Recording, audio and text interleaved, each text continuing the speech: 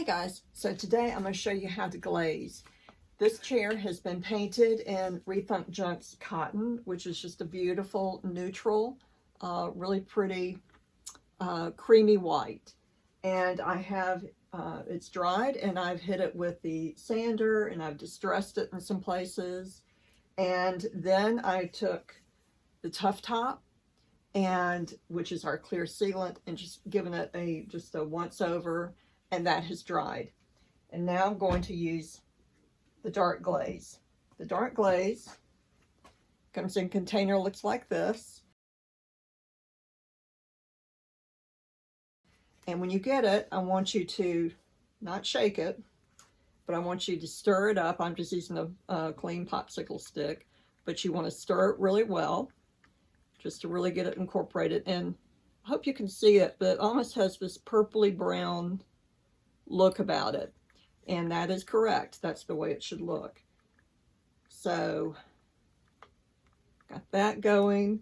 Now I'm also going to use this is my preference, I'm using well wrung out but damp terrycloth staining sponges. And I also have a chip brush, and I'm using this later, not to apply it with. I'm just using a regular paintbrush to apply it with. The other thing I'm going to do, I need to grab them, is because staining gets or glazing gets kind of messy, I'm just going to wear some gloves. You don't have to do that, but I prefer to.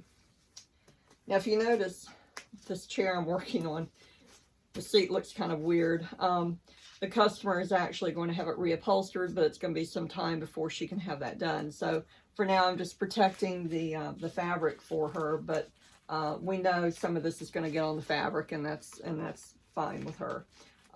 Ideally, I would remove the fabric, paint it, glaze it, and then have the fabric put back on. Just what I'm dealing with. Okay, so I've got my standard little brush. I have my well-stirred bottle of glaze. Just going to dip in, and I'm going to work on this top piece right here. So I'm just going to brush, and I'm really going to take my time and get into all the nooks and crannies, all these crevices. That's where all this goodness of this glaze is really going to shine. Shine meaning really show up. So really working that in.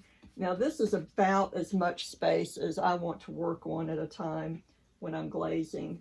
You do have a window to work with, and adding that Tuff top coat actually helps with that window of time.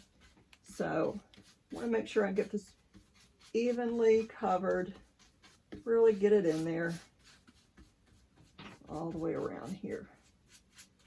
Okay, now while this is still in this stage, putting that down, I'm picking up my terrycloth sponge. Now if you notice, I'm going to use the smooth edge. I'm not working with the seamed edge. I'm just using the smooth edge. Now I've got to change positions here because I'm right-handed, and I'm going to just smooth away.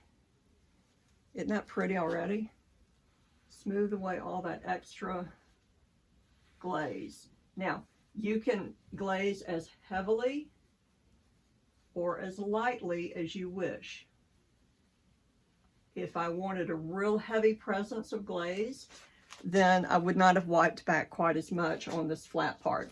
If I wanted like no glaze showing up on this flat part, I could just wipe until that's gone and only leave it in this area. Now, I do have some pooling going on, so now I'm going to use my little seams and pick up those little nooks and crannies where it's pooling a little bit. Okay, and just doing this until I'm relatively satisfied. Now I'm going to pick up, remember I said to grab a chip brush? This is dry. I'm just using this to just kind of lightly brush. And you see what I did? I picked up a little bit of that extra glaze, so I can come back and kind of wipe that back So I'm just kind of using this to kind of feather it out. And because I have that Tuff top on here, I have just a little bit more window to keep working with this. Just a little bit more fine tuning here.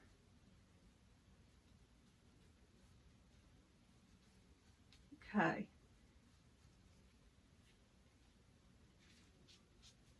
I think I'm good. Now I've got over my area over here I didn't want to get right now, so I'm just going to wipe that with my clean sponge.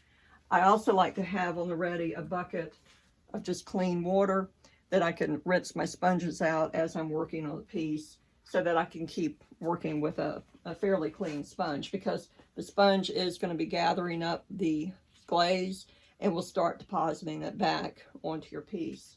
So that is basically it. Once I have done the whole piece, I will then go back with the Tuff top as my final sealant and protector. Now, a couple of things.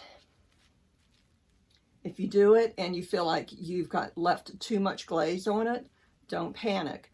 What I would do then is, after it has dried, I would then take a clean one of these, and I would take my original paint, the original base color, and dry brush. And dry brush means you just put a little bit of that paint on the very end bristles of that brush, tap it off on a paper towel really, really well, and just wisp through that dark area.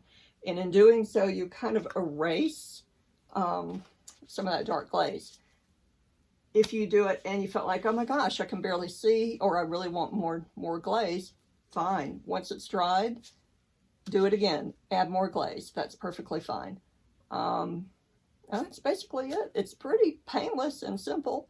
And if you absolutely just feel like it's not the look you wanted, just once it's dry, paint over it. It's no big deal. So anyway, I hope this little tutorial helps you out. And if you have any questions, reach out to me. And otherwise, happy rethunking, and I hope to see you soon.